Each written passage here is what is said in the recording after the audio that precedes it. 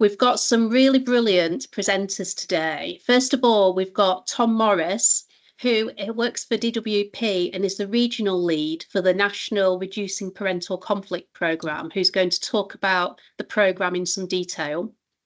We then have Matthew Garlick, who is a social researcher at DWP and leads on families analysis. And he's also been leading on the evaluation of the national programme since 2020.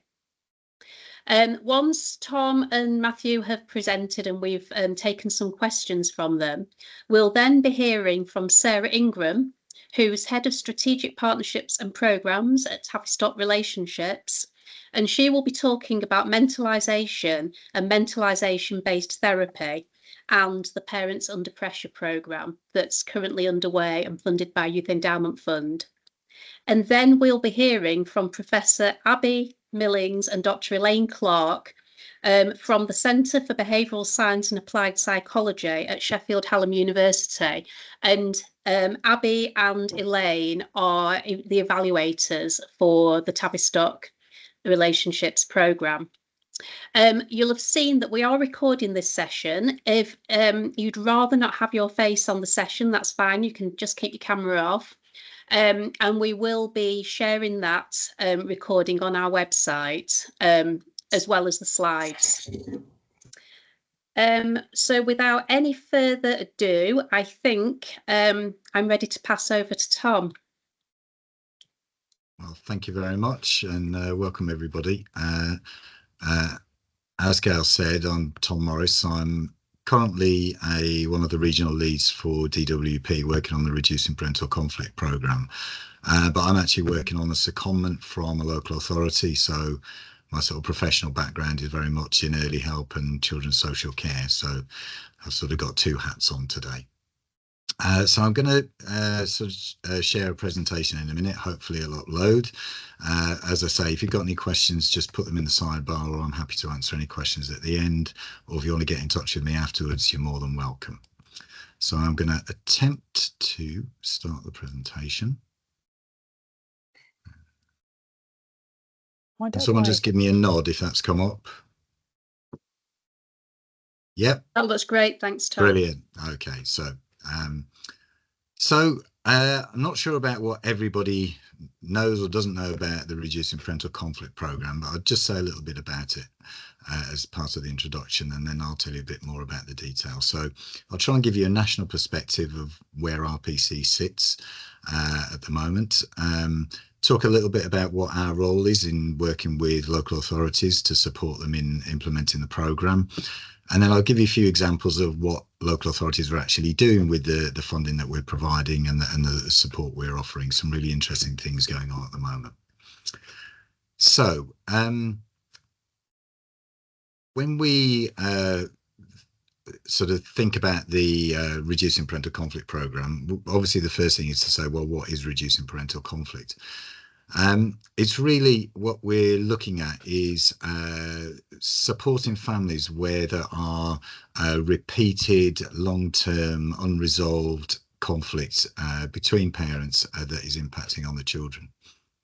And there's lots of research that's been carried out that actually shows what the impact can be on children, and it has a significant effect on children's mental well-being, their emotional well-being, can be affecting children's attendance at school, their achievements at school, their social development in relation to peers, and their achievement later on in life as well. So there's lots of research done on that. I won't go into it, but I know that Matt has got more detail on that as well, if you're interested. So the programme itself started initially back in 2018, where the initial funding came in, and that was largely around training professionals to raise their awareness. Hello? Oh, sorry, I think somebody left the mic on. That's all right, it happens to us all. So yes, so it started originally in 2018 and some training was provided then. And then, of course, the big bombshell came and COVID came along. And just as local authorities were about to start the programme properly, everything was sort of put on hold for a while. There's some virtual work done, but it really did impact on the programme. So it restarted properly in 2025, and 2022, and is funded for 3 years, which comes to a conclusion for this spell, at least in March 2025.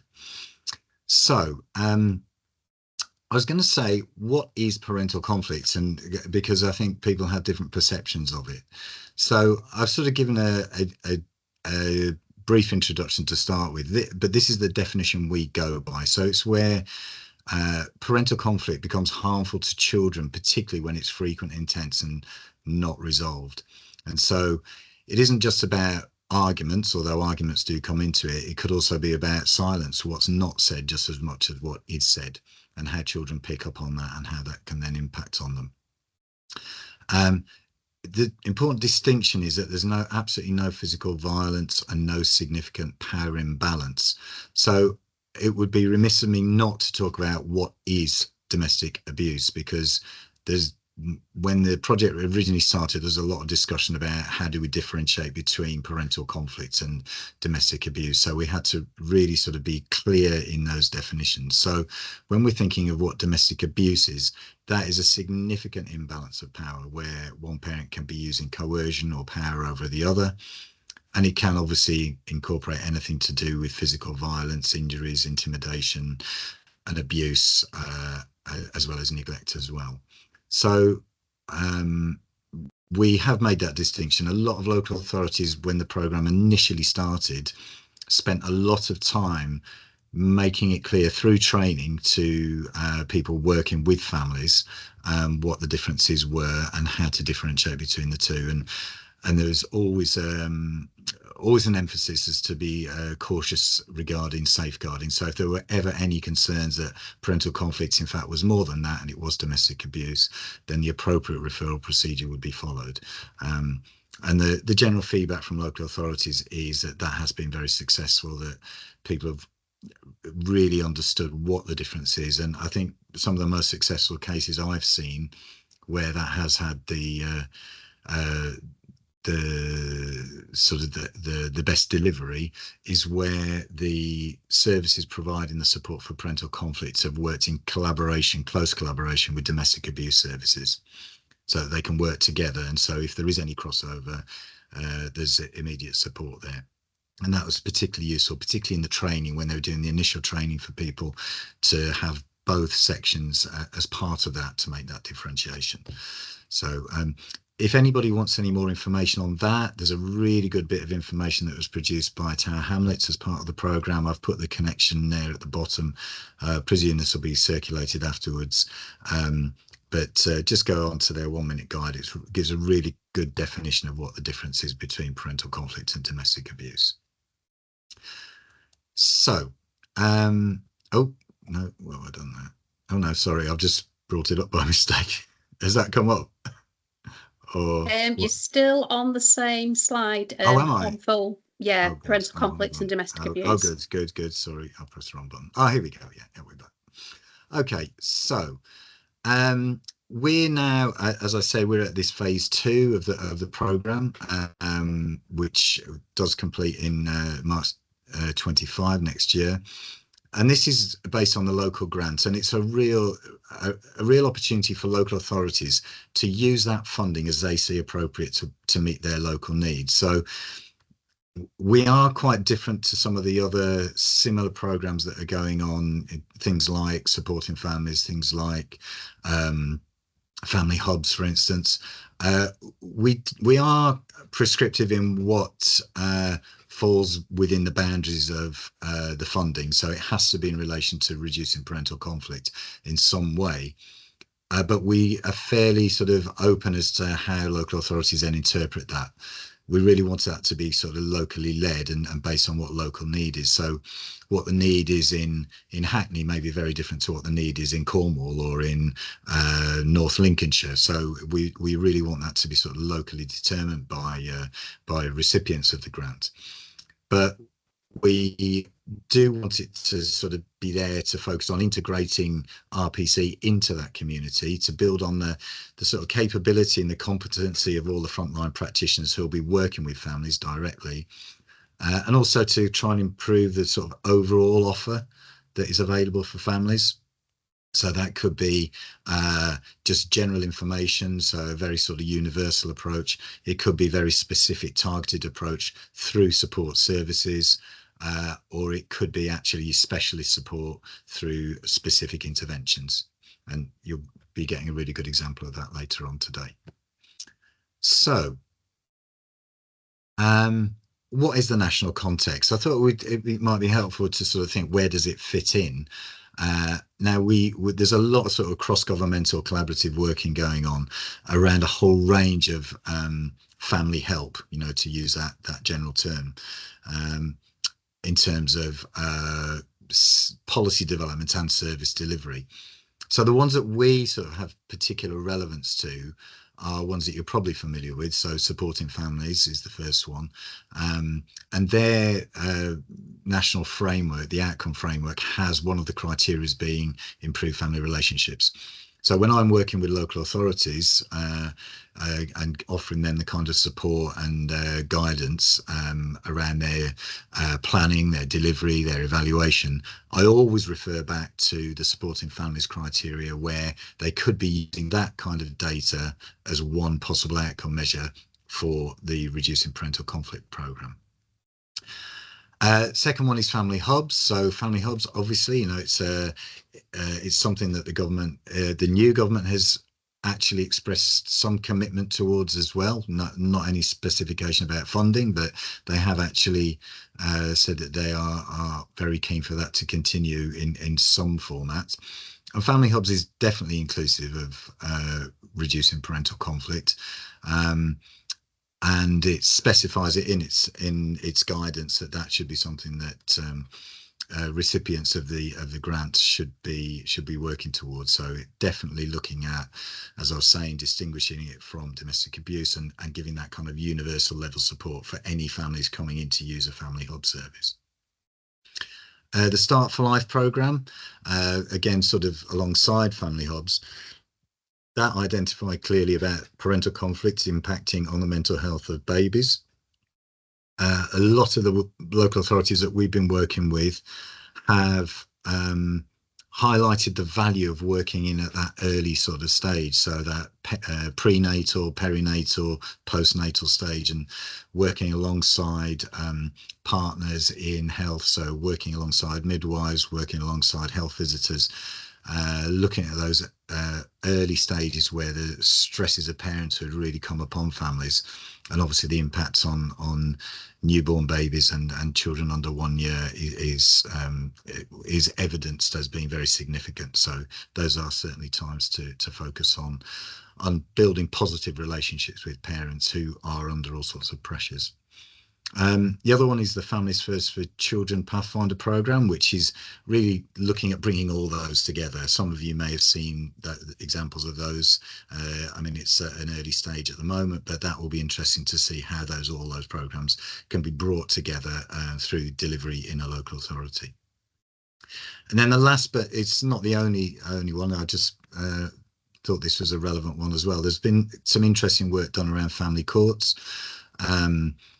As you're probably aware, a lot of disagreements over contact arrangements and access to children goes through to family courts, which takes an enormous amount of time, resources, costs. So there's a big drive really to reduce the demand on that. And a lot of those are centered around parental conflict, and if that could be resolved through mediation or other forms of support before it goes to family court, that could be have a significant impact. So there's quite a lot of interest in that area as well. Some local authorities have actually used our funding to put into mediation, for instance. That's one approach that's been taken. Really interesting to look at how that's worked out. So any referrals coming in, they actually send off to mediation, and some see it as a sort of precursor to family group conferencing.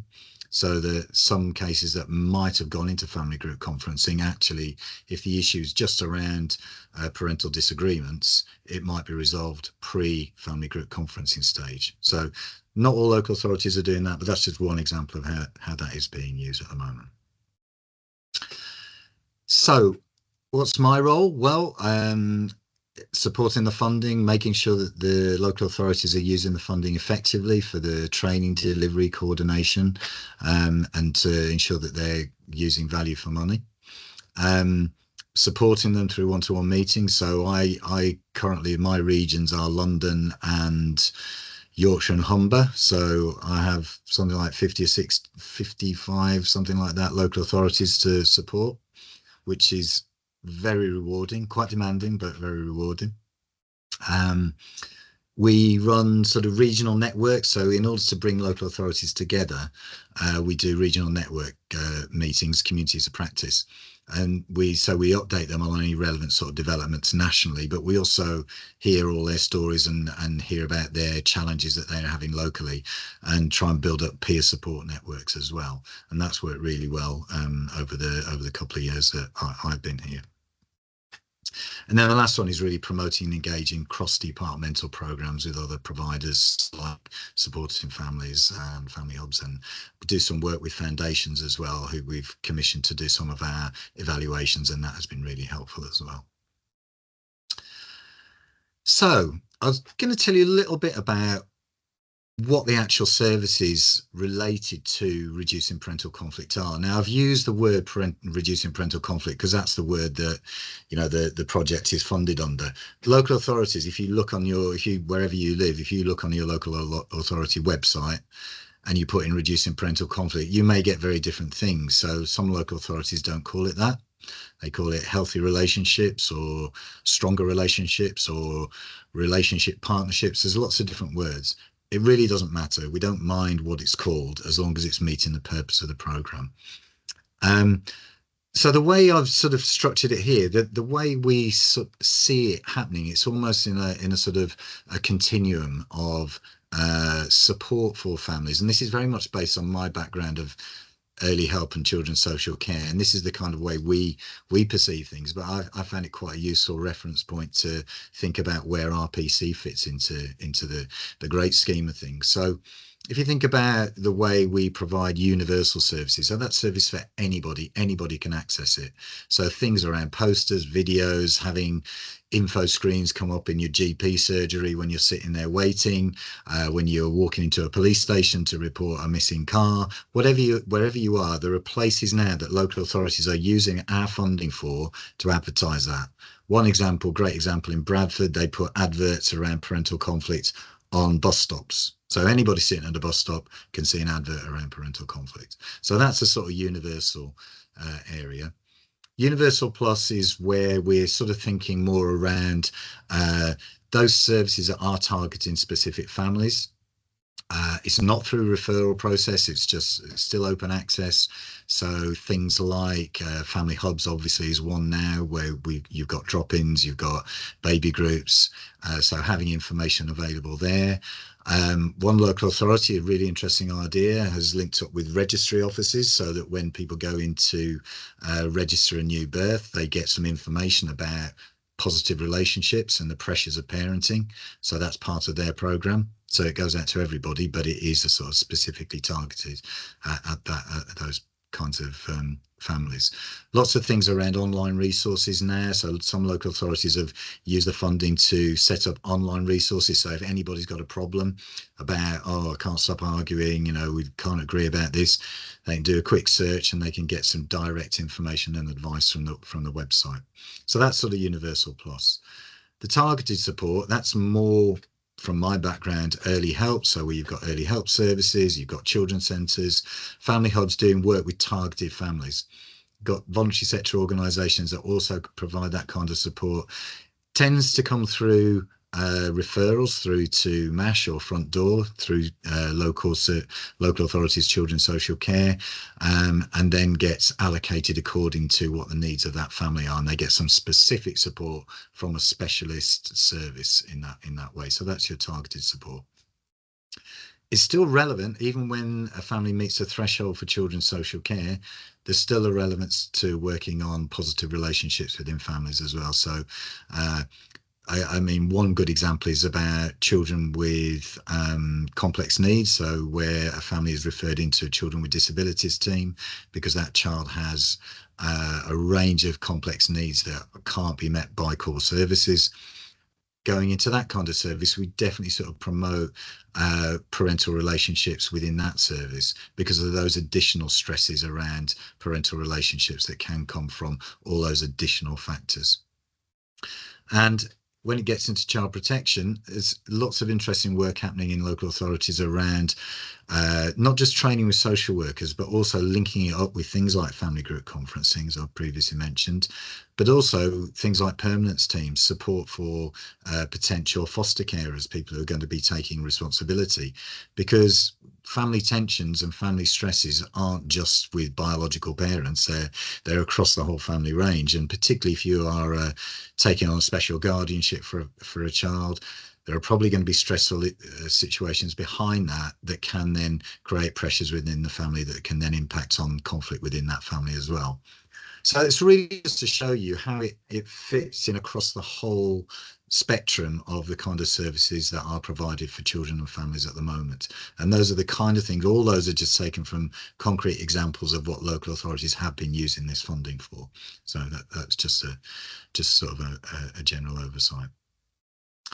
So just some of the current data. Again, Matt can give you more effective data than this, but this is just some of the data. So we have trained now something like almost 130,000 people. This is through our direct funding, and this is the training that local authorities have been reporting directly to us as part of their management information reports. Perhaps even more impressive is the number of families that have been benefiting from it. So even though, to start with, it focused primarily on the training and less on the delivery to families, that has sort of changed proportionally over the years. So that sort of more than trebled in the second year, and it looks as if it's going to more than double again in the third year, which is really encouraging. That only accounts for the number of people that are supported through the parenting courses that we are funding local authorities. What those figures don't reflect are all the one-to-one work that people are doing with families in relation to parental conflict, and it doesn't include anything provided by any other trained agency. So local authorities, for instance, might have trained a local voluntary sector organisation who then do additional work, but that doesn't come into those figures. So the actual reach is huge, and I think something well, hopefully by the end of this year we'll have some more sort of accurate figures to be able to reflect that. So I'm going to finish just a few examples of good practice. I won't go through them all, but I try to give you just a picture of how many different things local authorities are actually using this funding for. Some are really quite specific around training. Lambeth, for instance, spent a lot of them funding on differentiating between parental conflict and domestic abuse, whereas others have used it completely differently. So Havering, for instance, was a really good example of how they brought RPC into the front door, where decisions are being made when referrals are coming in, many from, for instance, police being called out to sort of potential domestic abuse incidents, finding out that it is more like parental conflict, still going through to the front door for children's social care. Havering put somebody in there to do some screening for those, to identify those families that may be presenting with RPC, and then offering some direct support. So that it didn't even actually get escalated into early help or children's social care. So that's just one really good example. I won't go through all the others. There, as I say, there are so many more that if you've got any particular interest in any of those areas I was talking about on the previous slide, I can guarantee there will be a local authority that's done something in relation to that. Happy to let you know and put you in touch with whoever that might be. If I can, and I hope this works, one of the local authorities, Dudley, put together a range of short videos just to demonstrate what is meant by parental conflict and what the impact on children is. It's only like a 40-second film. So if I've got time, is that okay, Gail? Could I just show that briefly? Yeah, go for it. I'll, It will I'll, cut into it, your question time. That's the only thing, Matt. I'll, Sorry, Tom. this is far better than my question. Oh, So I'll go see on then. if it comes up, and let me know if it does.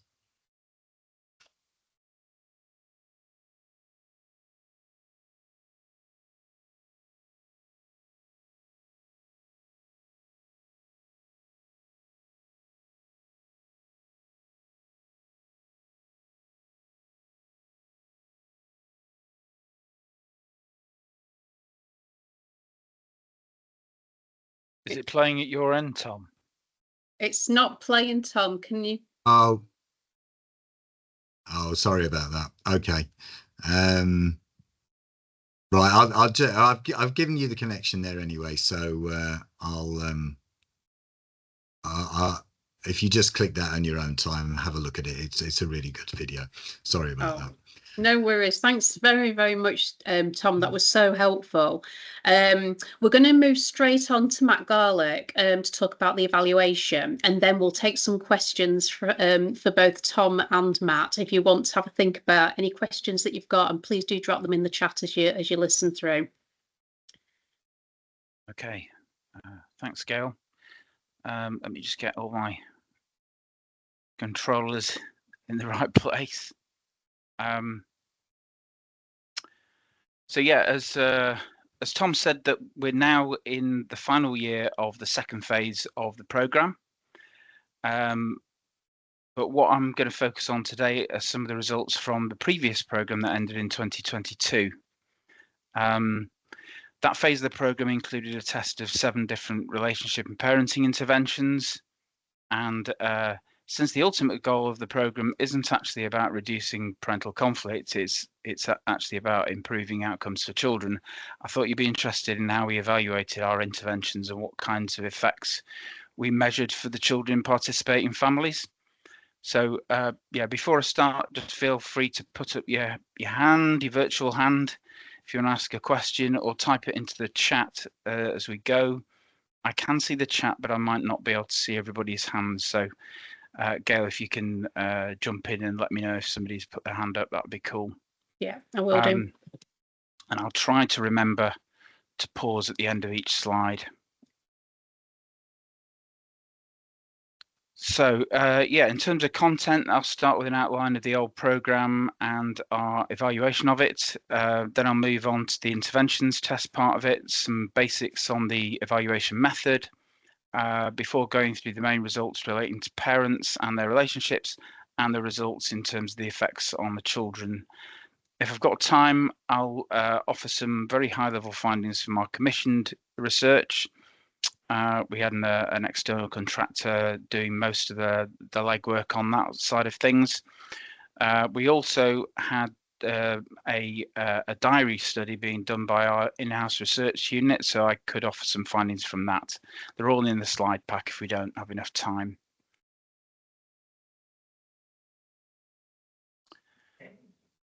So regarding the overall evaluation design, this was broadly split into 2 parts corresponding to the 2 main strands of the programme, the old programme. So an integration strand undertaken primarily by IFF Research, exploring the process of building the capability of frontline family practitioners and embedding RPC-focused practice and service organisation into local services for families and children. And there was an intervention strand looking at the experiences of parents who participated in the interventions that we tested and how participation affected them and their children. And that's what we're focusing on today.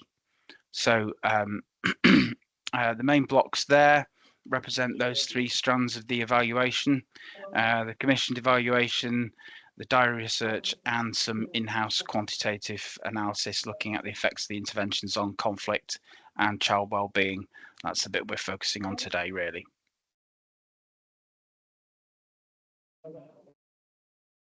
So regarding what we tested and where, between 2019 and 2022, we tried to test 8 different interventions, but 4 R's and 2 S's didn't receive any referrals. So in effect, we just tested 7. In terms of geography, the tests were confined to just 31 out of the 152 local authorities across England, clustered in 4 contract package areas. So in the southwest, around Dorset, Wiltshire and Devon. In the northeast, around Northumberland, Tyneside and down to parts of Teesside. North of London, around Hertfordshire and Essex, and a handful of London boroughs, including Westminster. So not all of the 7 interventions were available everywhere. Usually 3 or 4 were available in each contract package area. So if you're not familiar with all the listed interventions here, they generally employ a combination of relationship and parenting support to varying extents. So within My Reach, for example, focuses more on building and maintaining healthy relationships, whilst Family Checkup focuses more on parenting.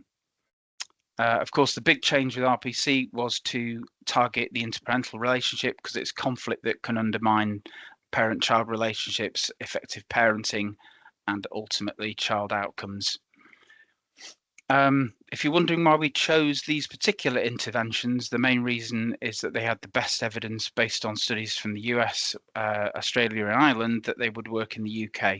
They just hadn't been tested extensively or at all in the UK for low income, workless or other disadvantaged families. Finally, I need to highlight that some of these interventions are for intact couples and others are for separated parents or separating parents. Some serve both family types. So you'll see in a moment that drives the way that we evaluated the interventions and how the results are presented. So any questions before we move on? Not at the moment, Matt. Cool. So yeah, some essentials on the evaluation design. This just involved us asking parents to complete questionnaires and participate in surveys before and after participation, and we've simply compared their answers before and after to assess whether conflict reduced and if the behaviour of the children in participating families improved. We deployed the questionnaires at 4 key stages. So prior to participation, we asked parents to complete 2 questionnaires, one collecting information on various aspects of their relationship with their current or former partner, and another collecting information on the behaviour and well-being of one of their children. So either the child whose behaviour they were most concerned about, or their youngest child, provided they were aged 2 years old or more. Then immediately after completing intervention, the parents were asked to complete a questionnaire covering their relationships again. And then we got our external contractor IFF to do 2 follow-up surveys, one about 6 months after completion and another 12 months after completion. Both of these covered relationships and child behaviour. So we call this a before and after impact evaluation design. And that means that we don't have a natural control group against which to measure impacts. So worth pointing out that as a result of that, we can't be absolutely sure that the effects we have seen here are as a result of the interventions that that the families attended.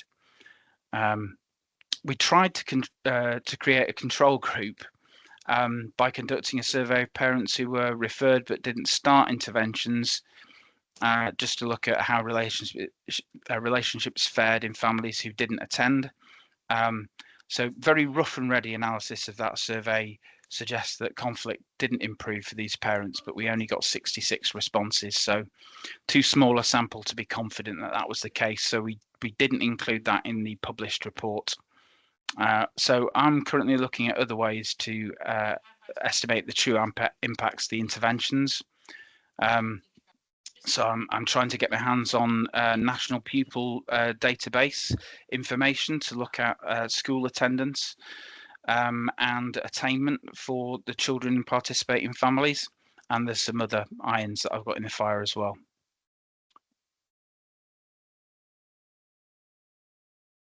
The evaluation looked at, can somebody turn off their mic, please? I'll sort that out, Matt. You just carry on. No worries. So yeah, the evaluation looked at 5 relationship dynamics for separated parents and 4 aspects of the relationships between intact parents. We refer to each of these aspects of relationships as subscales. So these were drawn from a variety of academically established instruments such as the O'Leary-Porter scale and the Dyadic adjustment scale, if you're familiar with these. Basically, parents were asked between 3 and 7 questions for each of these subscales, considering how their relationship had been in the previous 4 weeks. Crucially, separated and intact parents were asked different questions because, as you might expect, they've got a different relationship with each other. So this is why we report the results separately. When looking at the well-being and behaviour of the children in participating families, we use the Strengths and Difficulties questionnaire, which I'll cover in a moment.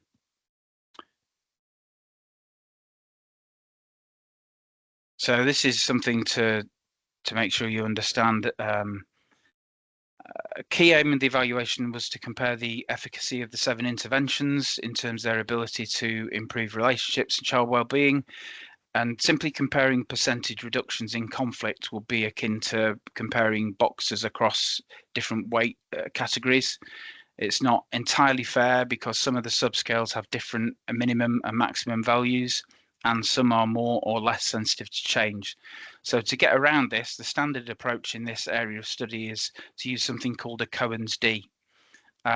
This offers a standard measure of effect sizes to allow us to make fairer comparisons across studies of different sizes and use studies with different measures.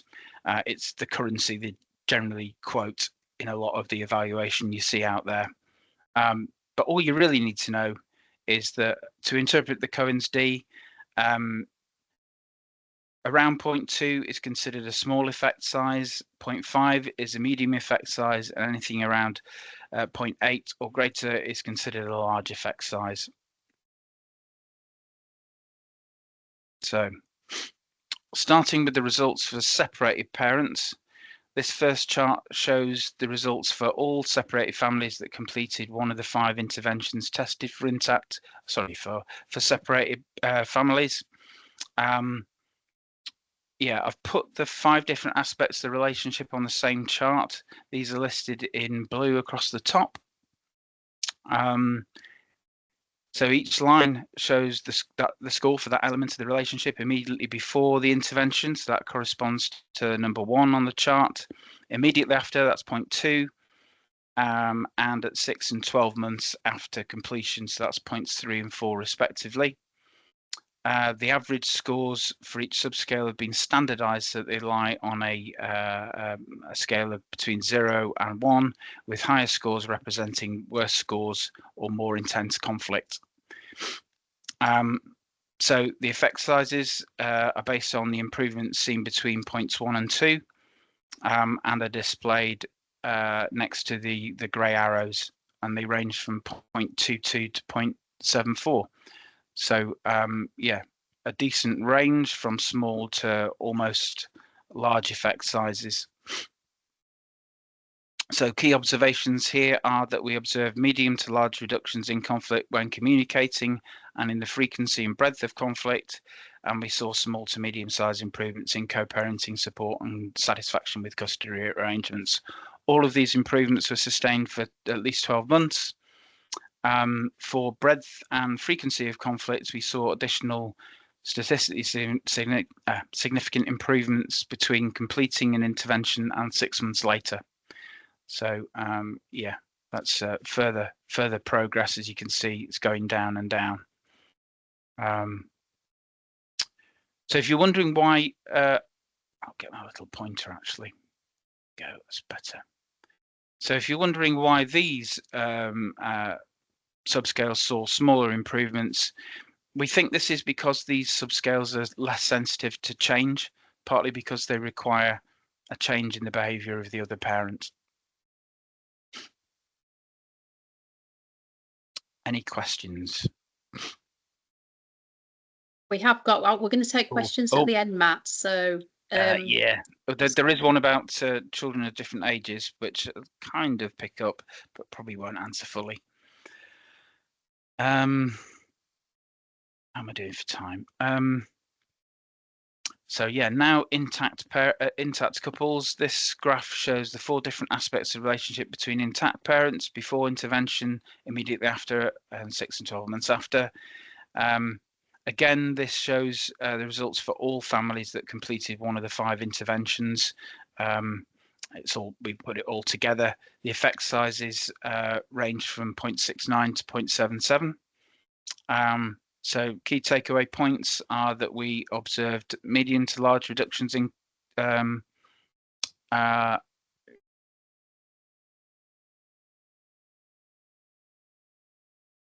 medium large improvements across all the 4 subscales, and the effect sizes suggest slightly larger impacts for intact couples compared to separated parents. And again, all these reductions lasted for at least 12 months. So reasons for intact couples reporting larger improvements, I think less likely to participate alone. So separated parents were more likely to participate by themselves. So we saw better improvements where both parents participated, and of course they're different relationship measures.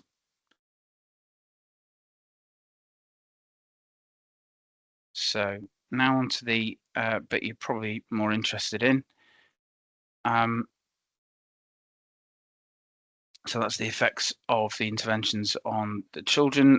Like I said, we use the strengths and difficulties questionnaire to do this. If you're not familiar with this instrument, it's used across academia and by clinicians and educational professionals to look at behaviour and well-being of children. We use the parent report version of the questionnaire, where parents are asked 25 questions combined into different behavioural measures or subscales. So there are slightly different questions for 2 to 4 year olds versus 5 to 17-year-olds. Worth pointing out, it includes something that looks specifically at conduct problems. So conduct disorder amongst children is a strong predictor of criminality later in life. So I'm hoping to make use of that subscale in some future work. So this is what we found. In answer to Mark's question, the vast majority of parents in the study had children aged over 4. So I'm just going to focus on the results for children aged 5 to 17. But the report includes both groups of children. The graph shows well-being for those children immediately before the intervention. That's point 1, and then at the 6 and 12-month points, that's points 2 and 3. So, as with the previous charts, I've standardized the scale from 0 to 1. The effect sizes range from 0.17 to 0.5. So for all of these subscales, improvements were strongly statistically significant. So there was a 1% chance that we got these results by accident. We saw medium-sized reductions in emotional and conduct problems, as well as the total difficulty score. And we're trying to be able to estimate some of the financial savings of the programme. And I've been doing some separate analysis of the conduct problems subscale. This won't be published, so and I'm still working on the figures, so I can't share the precise figures, especially if it's being recorded. But let's just say that a significant proportion of the children, probably around a half, they will have scored 4 or more on the conduct problem subscale. So that means they're at a high risk of conduct disorder and getting excluded from school, committing offences as adolescents or adults. So I think that's quite important. After the intervention, the proportion scoring 4 or more was reduced to something around a third. So if you consider that around 1,600 families completed an intervention, and with an average of 2.5 children per family, that's potentially as much as 5,000 children who will have benefited from their parents going on RPC. So I think that could have resulted in several hundred children being taken out of the high risk category for conduct problems. So like I say, I'm still working on this, and Abby's put me in touch with somebody at Sheffield University who is going to help me kind of make sense of this. But if anybody's got access to any Treasury approved figures for cross-government costs, children with conduct disorder, then I'm kind of all ears to that. So how am I doing for time? Because you've got around 5 more minutes, Matt, and then we can. You've already answered Mark's question, and Abby's got a clarification question in the side panel, and then we'll see if there's any other mop-up questions as well. Okay. So in answer to Abby's question, I've got the thresholds, and we did do some preliminary analysis of the proportion of children in the various bands. But yeah, we just didn't report it. We just focused on calculating the Cohen's D because that's the kind of currency that other papers quote. So that's what we really focused on. But I still have access to the data, so I can kind of go through this, and that's partly how I dug into the proportion of children that were scoring over 4 on the conduct problems subscale. So yeah, I've done a few bits and bobs on that, but not published it. So yeah, this final thing just kind of recaps the main findings. Basically, the interventions worked, and regardless of the intervention that actually went on, the average effect of the participation was an improvement in the interparental relationship against all the relationship measures we used, and we saw improvements for the children across all areas of behaviour. We also did some intervention level comparisons that I've not covered today, but they're included at the end of the slide pack that Gail will share later. In some, we conducted intervention level analysis for 6 of the 7 interventions. We didn't have enough parents that completed incredible years to be able to do that.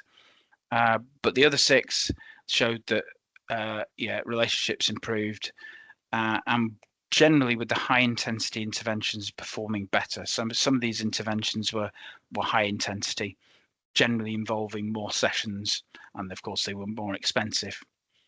On average, I think I've said this before, the effect sizes measured for intact parents were greater than those detected for separated parents, and we think that's something to do with them being more likely to participate together, or both.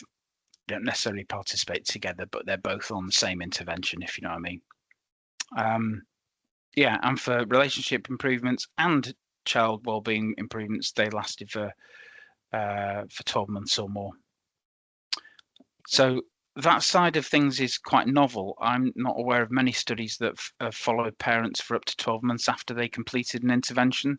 So I'd really recommend this to anybody doing this kind of study.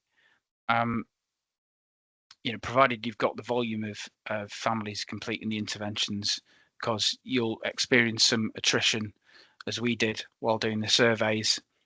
So sometimes when you get to the 12-month point, you're not getting enough people to be able to analyse the results. But we managed to be able to do that at the overall level, and that was definitely a kind of added bonus for the programme. So I'll probably stop there and open to questions. There are some further slides in the pack that cover and summarise some of the parent-related research from our contractor IFF, and a few odds and sods from the diary research that was quite fun to get off the ground and it kind of engage with. If you're really interested in people, the diary research is the stuff to read. So yeah,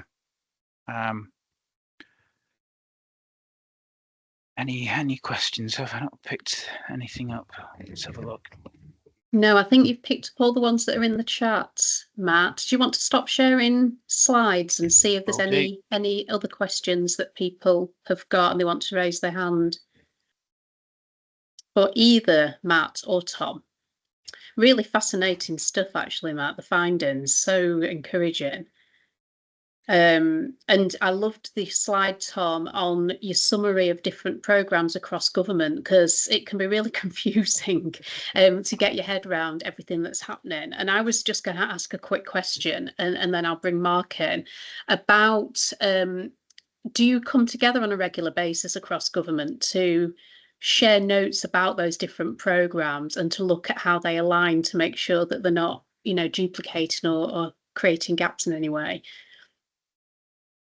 We do, yeah. So we have regional cross-governmental meetings. So that's sort of quarterly. So we would meet with people from the Supporting Families programme and family hubs.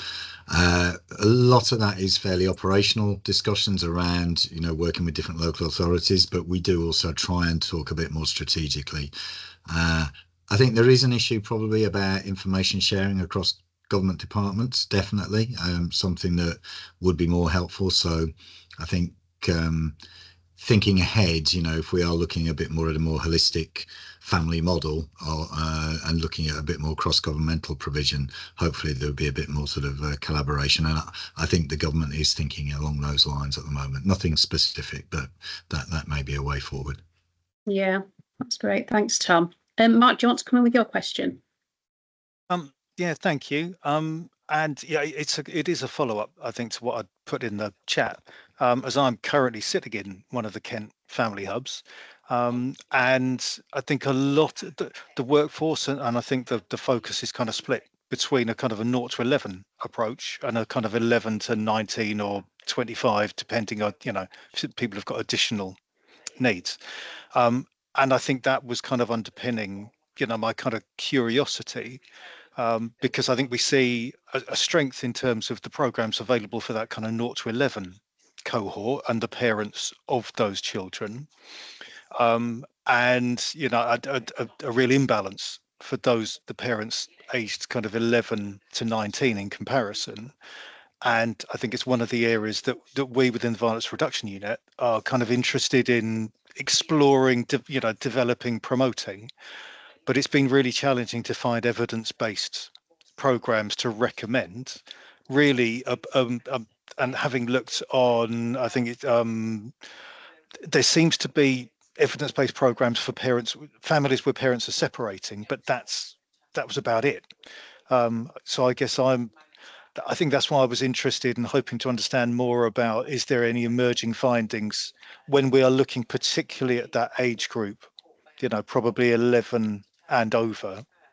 And Matthew, it was kind of helpful to kind of see there is that positive impact for kind of 5 and up, but I have that interest in, is that primarily aged 5 to 8, for example, or is there greater impact in terms of kind of your 14 to 16-year-olds? So I guess that's what I was hoping to understand a bit more, but I appreciate that we may not have the data yet about any of that. Yeah. So many facets to that question, really. I think we when we got people to do these surveys, we had quite a good range of children of different ages, but of course they only told us about one of the children in their family. What we've managed to be able to do more recently is use child benefit data to identify the other children, or at least 85%, or children for 85% of the families that went through this. And so I think I mentioned that I'm looking at using National Pupil Database to look at their school attendance. And while I've been doing that, I've been able to see that there's kind of quite a decent range of children of different ages all the way through. So of course, I need to only look at children who are the right age group. So I think I'm asking for data, or will be asking for data, if for children between ages 6 to 17, because there'll be enough data before and after the intervention to be able to do that kind of pre and post comparison of their attendance and so on. And while gathering all that, there is quite a decent spread across the age groups. So I'm hoping there'll be enough people to be able to do some age-related stuff, and I'll probably need to build that in, because age is a strong factor in school attendance. So generally speaking, it gets worse as the children get older. So yeah, I'm hoping there'll be enough children in the mix to be able to do that kind of analysis. I think for our analysis, we obviously had to rely on there being a valid survey before the intervention and a valid response after. Sometimes they failed to answer questions, so we did lose a few records.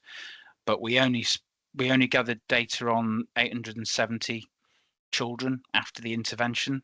So once you split that up by each age band, you're probably not left with an awful lot to do age specific.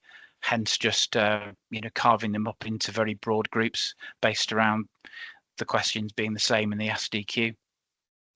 So yeah, I mean, what's really a feature of the data in this? It's super rich.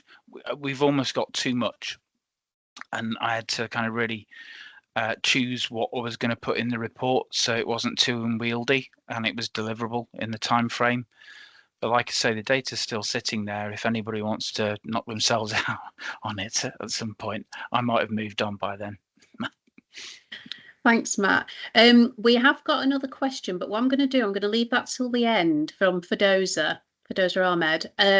Really interesting question about attrition, which would be great to come back to at the end, but I don't want to underserve Sarah because we're sort of moving to running out of time on this section. And there's also some really interesting and hopefully helpful information from Abby there as well, Matt. Yeah. Sort of specifically aimed at you.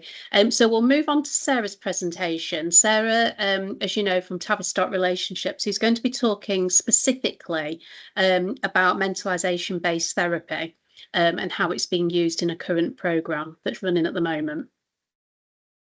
Oh, there we go. Can everybody see the screen? Yes, that's good. Thanks, Sarah. Thanks, Gail. Thank you. So I am talking about one of the interventions actually that Matt spoke of. So Tavistock were delivering in that face-to-face RPC offer. We were delivering mentalisation-based therapy as one of those high-level interventions. So this is how it links. And this intervention is currently being funded by YEF. So we're sort of interested in it and continuing to evaluate its impact. So I'm starting by, I suppose, introducing the idea of mentalising. It might be a word you've heard of, it might not be a word you've heard of.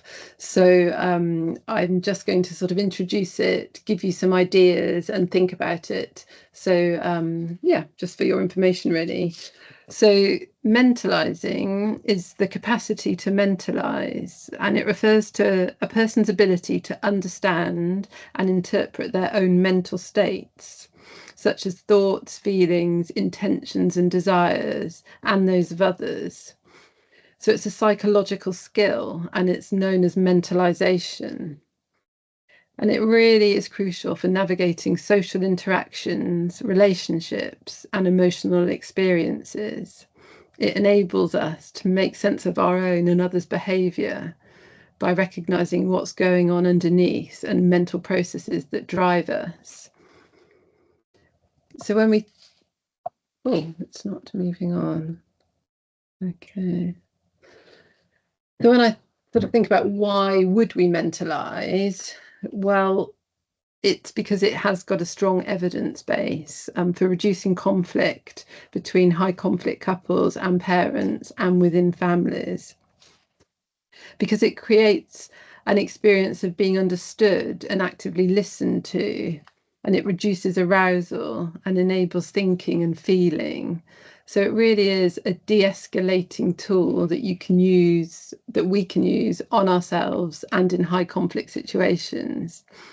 And that reduction of arousal leads to improved communication, problem solving, and satisfaction within couple relationships and co-parenting relationships, which in turn improves a reduction in interparental conflict and associated improved children's mental health.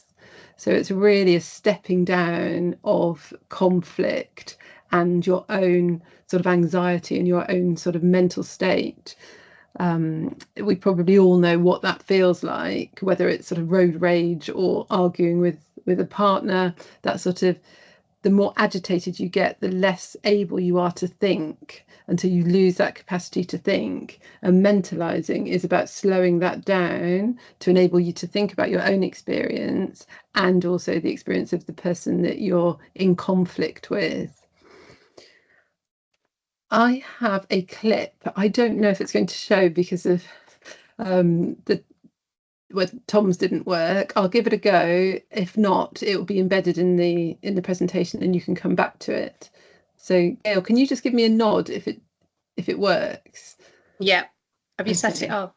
Yeah. So as it turns out, green trash can is not recycling. It's for greens, like compost and eggshells. And the blue one is recycling. And the black one. Riley's acting so weird. Why is she acting so weird? What do you expect? All the islands are down. Joy would know what to do. That's it. Until she gets back, we just do what Joy would do. Great idea. Anger, fear, disgust. How are we supposed to be happy? Hey, Riley, I've got good news. I found a junior hockey league right here in San Francisco. And get this, tryouts are tomorrow after school. What luck, right? Hockey. Uh-oh, what do we do? Guys, here, you pretend to be Joy. Wouldn't it be great to be back out on the ice? Oh, yeah, that sounds fantastic. What was that? That wasn't anything like Joy. Because I'm not Joy? Yeah, no kidding. Did you guys pick up on that? Something's wrong. Should we ask her? Let's probe, but keep it subtle so she doesn't notice.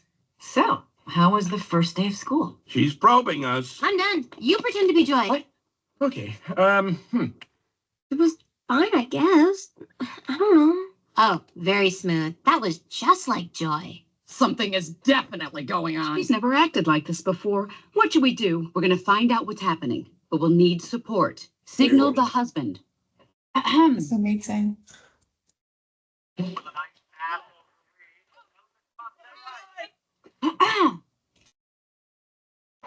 Uh-oh, she's looking at us. What did she say? What? Oh, sorry, sir. No one was listening. Is it garbage night? We left the toilet seat up. What? What is it, woman? What? He's making that stupid face again. I could strangle him right now. Signal him in. So, Riley, how was school? Are you kidding me? For this, we gave up that Brazilian helicopter pilot? Boo! I'll be Joy. School was great, all right? Riley, is everything okay? Sir, she just rolled her eyes at us. What is her deal? All right, make a show of force. I don't want to have to put the foot down. No, not the foot. Riley, I do not like this new attitude. Oh, I'll show you attitude. No. Stay happy. What is your problem? Just leave me alone. Sir, reporting high levels of sass. Take it to DEFCON 2. You heard that, gentlemen? DEFCON 2. Listen, young lady, I don't know where this disrespectful attitude came from. You want a piece of this puff? Come and get it. Yeah, well. Here it comes. Prepare the foot. Keys to sector position. Ready to launch on your command, sir.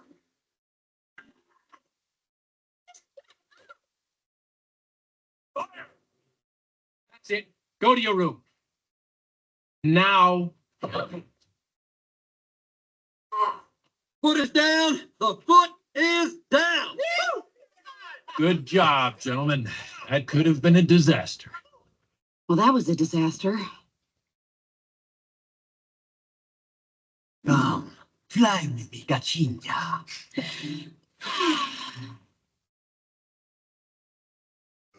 Okay. A bit of light relief.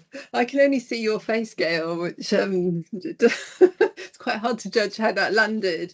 But really that idea of there's so much going on in that family, and they're a family, they're just trying to work out what's going on with their daughter. So it's just really, I suppose, to demonstrate how difficult it can be, because if you think about the sort of external stresses that you know, families are dealing with, all sorts of environmental stresses, external stresses, internal stresses, and you bring that together and you're trying to have a conversation, agreeing who has access to a child, who's going to have the child on Friday night, all of those dynamics get played out, and it's very difficult to communicate in a sort of straightforward and sort of deregulated way. So what we're trying to do with mentalization is reduce those anxieties and to encourage a different way of thinking. So when we think about what is mentalization, we're really thinking about the mental state of ourselves and of other people, the person that we're in conflict with. And we're trying to understand the misunderstandings. We often get stuck in patterns. Parents get stuck in patterns that it's quite difficult to sort of pause and reframe. So we're trying to see ourselves from the outside and others from the inside. So we're really thinking, what is going on in their minds? What's happening? What are they thinking in response to what I'm saying? And we're trying to create a curiosity about the feelings behind the behaviours. We often just see a behaviour and then we have a response to it.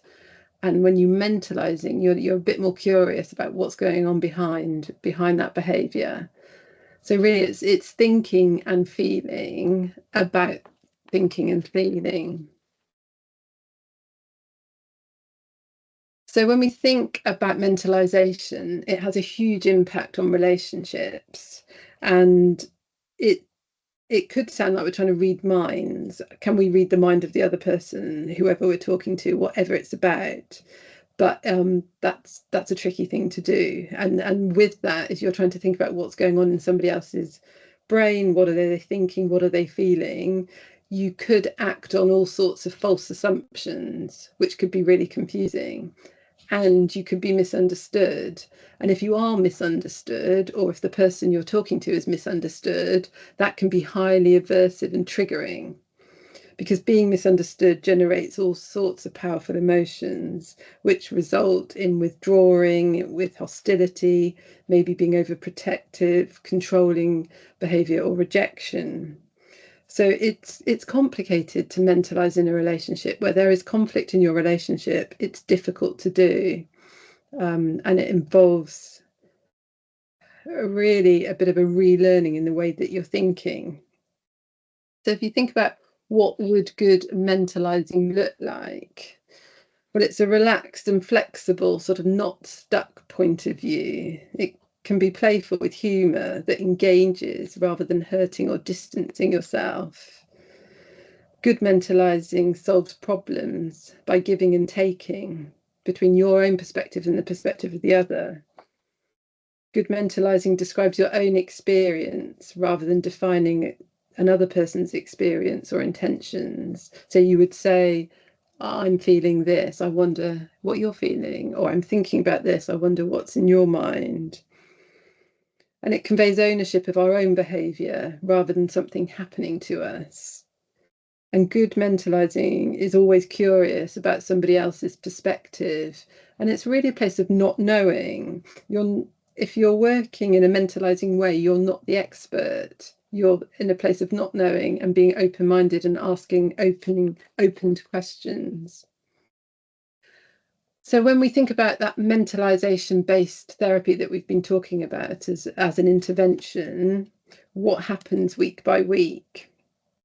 Well, we have 10 sessions and we're meeting, well, we can meet in person, but we also meet online. The RPC work was all online, and we're really working with parents who've got a high level of conflict. They can be together or separate. And sometimes the conflict's so high that actually we'll work with them independent of each other, because actually bringing them into a room together even a virtual room just isn't practical. So we'll work with them independently to get them to think about their relationships. And sometimes that we just work with one parent. If there's only one parent that's willing to engage, we'll just work with one. The practitioners who have been trained in the MBT approach do a 5-day training. It's quite an intensive training because they are learning to mentalise. That's the skill, so that they can model it and demonstrate it. And they have ongoing supervision for that year, their first year, so that they can really think in a mentalising way about the families that they're working with. And during the sort of 10 sessions, those 10 weeks of support, practitioners are trying to remain inquisitive and curious and not knowing. They're not coming in as an expert who's going to tell somebody what to do. They start with a place of not knowing. Can you tell me about it? I wonder if I'm understanding this right.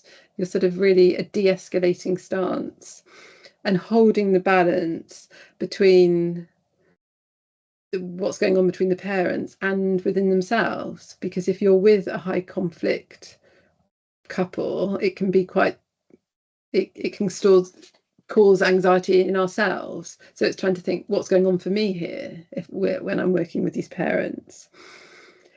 It's really an approach where you would, if you can see conversations that are moving towards escalating, you would come in and stop a non-mentalizing approach rather than letting things sort of get out of control and people end up arguing. There are techniques and things that the practitioners would do to try and bring things back down and just sort of bring the capacity to feel a bit calmer so people can think, because the more agitated you are and the more anxious you are, the less capacity you have to mentalize. And they are looking for tiny, sometimes, moments of mentalizing where somebody sort of stops and thinks, and highlighting that and reinforcing it as soon as it occurs, so that parents sort of understand it and can actually see, oh, if I feel less stressed and I can think about how I'm feeling, I can respond in a different way. And it's sort of noticing those tiny changes and encouraging parents so that they can notice that in themselves. So it's in the session and then they can take it outside of the session. So just to give you an example, I have a case study. So this is a couple from one of the practitioners who sent it in last week. So it's a really current example. There's no identifying factors, but it's a case study from the YEF SIPCO project with one of our practitioners, and she's just written it down, so I'm just going to read it. X and Y are separated co-parents taking care of their 2 children who are both in primary education. When we started to work together on the SIPCO programme, they'd been separated for a year, but due to financial constraints were still living together in the same home. This was a cause of a lot of conflict between them, as they lived in a small flat. The conflict would sometimes play out in front of the children. The elder child in particular, a boy, had started to display some insecurities and emotional difficulties and was having problems sleeping without his mother being with him. Conflict was usually about their different styles of parenting and some disagreements about new relationships. The nature of the conflict was that the mother would become verbally aggressive. Sometimes she was aware but not happy about something she was aware but not happy about, and the father would withdraw and could at times be dismissive or sarcastic, which he didn't feel proud of. Conflict was not being satisfactorily resolved, and there were a lot of bad feelings and general unhappiness. Our early work together consisted of raising awareness of the patterns and the impact of their conflict on the children and upon each other, and thinking about how they could manage their differences better. During the course of our sessions, the father was able to move out into a temporary home of his own, and this had the beneficial effect of giving them more space to be able to think and mentalise one another. But it also brought with it complications about contact arrangements, which became another source of conflict. They also continue to have different views about the best way to raise their children, so we focused on that in later sessions. Over the course of our work, we were also able to reflect together upon both parents' respective cultural backgrounds and the impact they had on their relating styles. This enabled both parents to start to see themselves from the outside and through the eyes of their co-parent and their children. This meant that they could start to see each other differently too. Towards the end of our sessions, the parents had begun to show more understanding for one another, more respect, and became able to discuss their children's needs more objectively without feeling caught up in their own conflict. They were also able to begin letting go of needing to control how the other parent related to the children. And that is all from me. I wonder if anyone's got any questions. Thank you so much, Sarah. That was really, really interesting and very thought-provoking. I'm going to suggest that people put any questions that you have for Sarah in the chat, because we need to move on and give some space for Abby and Elaine to present in terms of the evaluation of this programme. But if we've got a bit of time at the end, then we can pick up questions there. But in the meantime, if you've got questions, please put them in the chat for Sarah. Thank you. Abby, over to you. You can see some slides. Okay. I could see your slides, Abby, but I can't hear you very well.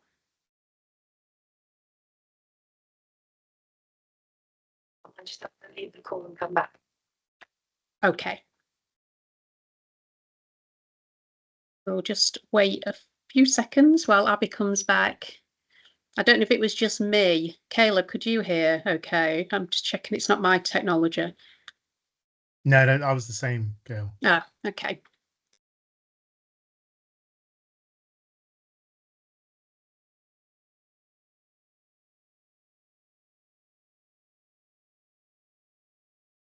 Can you hear me now? Yes, that's a lot better. Thanks, Abby. Right, I'll just hopefully share my slides. Let me know if this works. Yep, that's good. Yep, okay. Right, so I'm going to be telling you about the SIPCO project, which is the evaluation of the Tavistock Relationships MBTPP programme. I'm going to skip through quite a few of these slides because I think we all know why we're doing this. We want to make things better for children. We know conflict is bad for children, and we need more evidence about interventions that work. I also don't need to tell you what MBTPP is because Sarah's done that, so I'm going to skip that one too. So in this trial, we are comparing the effects of MBTPP, I'm just going to say MBT, to treatment as usual, which is whatever the local authority would usually be doing. However, we've also attempted to standardise this a bit. So this is a pragmatic randomised control trial. And we've attempted to standardise treatment as usual by using the digital resources provided by the charity 1+1, because 2 of the 3 local authorities that we're working with were already using those. So it made sense to say that anyone referred to treatment as usual or allocated to treatment as usual would get the 1+1 digital materials with some support from the local authority. So it's argue better for those that are intact and getting it right for children for those who are separated or separating. So this is the way that the project works. People come into the project via referrals or self-referral from the local authorities. They complete baseline questionnaires. They are randomly allocated to either receive MBT or one of the digital resources with support. Then they complete follow-up questionnaires and 3-month follow-up questionnaires, so post-intervention and 3 months later. So we are working with Bristol, Dorset, and Bournemouth, Christchurch and Poole, also known as BCP.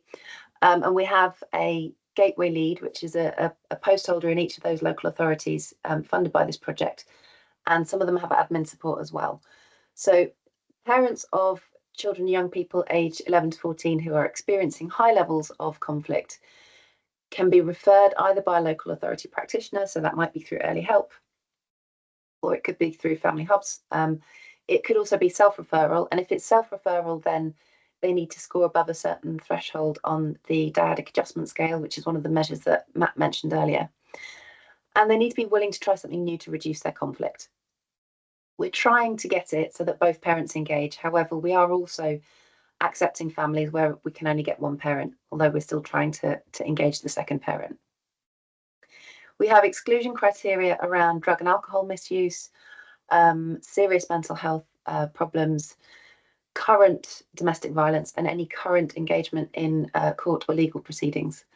And we're also currently doing some work to try and improve the reach of the project into minority groups, particularly in Bristol, because we want to try and make sure that our sample is as representative as possible of the local populations we're dealing with. So the measures that we're getting people to complete, we are asking about lots of different things. The main one we're interested in is the Strengths and Difficulties Questionnaire. Again, this is one that Matt talked about earlier. And then we're also interested in things that, so if we see improvements in children's outcomes on that, we want to know exactly how has that happened. So we're measuring a few other things which we think should potentially be the mechanisms for that. One of them is the actual conflict, as reported by parents and as reported by children. We're looking at parents' mentalising capacity. So if MBT is working as intended, then that mentalising ability in parents should increase. We're looking at parenting style, we're looking at anger expression. And in cases where the family is already separated, we're looking at the parents' emotional adaptation to that separation. And participants get shopping vouchers at each questionnaire that they complete. So the primary thing we're interested in is, does MBT, compared to treatment as usual, delivered to parents experiencing high levels of conflict, lead to lower difficulties by children as measured by the SDQ? And then our secondary questions are about those mechanisms. So are we getting higher well-being in children? Are we getting lower conflict? Are we getting lower anger expression? Are we getting better mentalising from parents? Are we getting more positive parenting? Are we getting better emotional adaptation to separation where that's the case? Right, I'm going to hand over to Elaine now, who's going to talk through these slides. Yeah, thanks, Abby. So this is the consort diagram that was completed at the end of September. So things have moved on a little bit since then, but this is sort of a snapshot of where things were in the project at that point. So we had 378 families referred to the project. Of those, 93 of them disengaged. That means we just lost touch with them and nothing further really happened. 90 families were ineligible for a variety of reasons. So it might be things like the children were not within that 8 to 14 age range that we're looking for. And then the rest of them are, well, the ones that haven't already been randomised. There's recruitment in progress. So 46 families at the time of writing. We're still in the process of going through getting consent for each family member that was going to be taking part and getting the baseline measures for each person that was going to be taking part. At the end of September, we had randomised 149 families in the project. 75 of those went to the MBT condition and 74 to treatment as usual. And we had collected the post-intervention primary outcome measure from 36 families in the MBT condition and 34 in treatment as usual condition. We know of a few families that have told us that they've withdrawn from the project for various reasons. A couple of families that weren't suitable, mostly safeguarding issues, I believe. And the other, we know that we will have probably lost some data through attrition from the questionnaires. But the other families that we haven't yet got data from, it's probably because they're still doing the interventions. So that's why there's the discrepancy in those numbers there. Okay, next slide, please, Abby. Thank you. So this is a graph of the recruitment since the start of the project. So we had our first family referred in June 2023. The end of the pilot period for this project was in April. And at that point, we had a look back over how recruitment had been going, and we talked to each of the gateway leads. in the 3 local authorities. And we think based on that, we should be averaging about 6 referrals per local authority per month going forwards. So that's 18 a month across all 3 local authorities. We have seen a bit of a drop off in the summer, and we're hoping that will pick up again. We've got various different recruitment activities happening. The Gateway leads are very innovative and trying lots of things. We've got a video coming out very soon. We are anticipating a bit of a drop off around Christmas. We actually think that might show up in January's figures rather than December, because that's what happened last year. Because it does take a while to get families through that screening and the consent and the baseline measures process. The children's measures are being collected in person, so that requires the Gateway lead to actually go to the family, make an appointment and do those measures in person with each child. So it takes a few weeks to get all of that done. And then we are hoping, so by the end of March, we should be at our required sample size of 250. So that is the plan going forwards. Thanks, Elaine. Yeah, so just to finish, this is where we are in the project. So recruitment should finish at the end of March. By the end of July, we should have collected all of the data for the primary outcome measure, and then we'll be analysing the data and writing it up, and the final report should be published in April-ish 26. That's everything from us. Thanks for listening. Thank you, Abby and Elaine. That's brilliant. Any questions from people? We've got 2 or 3 minutes left. In the meantime, Kayla, would you mind popping the feedback form in the chat as well? And we'd really urge you to complete it. We're very keen to know how you found the session and how we can improve sessions in the future. Any questions for Abby or Elaine? Oh, everyone's gone very quiet. If there's no questions, and I know, Sarah, thank you. You've answered Matt's question in the chat, and Matt, you've provided some more information as well. All I want to say really is thank you so much. That was so interesting from all the presenters. I thought I knew a bit about this programme, but I realised I didn't really. And so I've learned an awful lot, and it's been fascinating as well to hear about the national programme. So thank you to all the presenters for your time today. Thank you everyone else who's attended. We really appreciate it.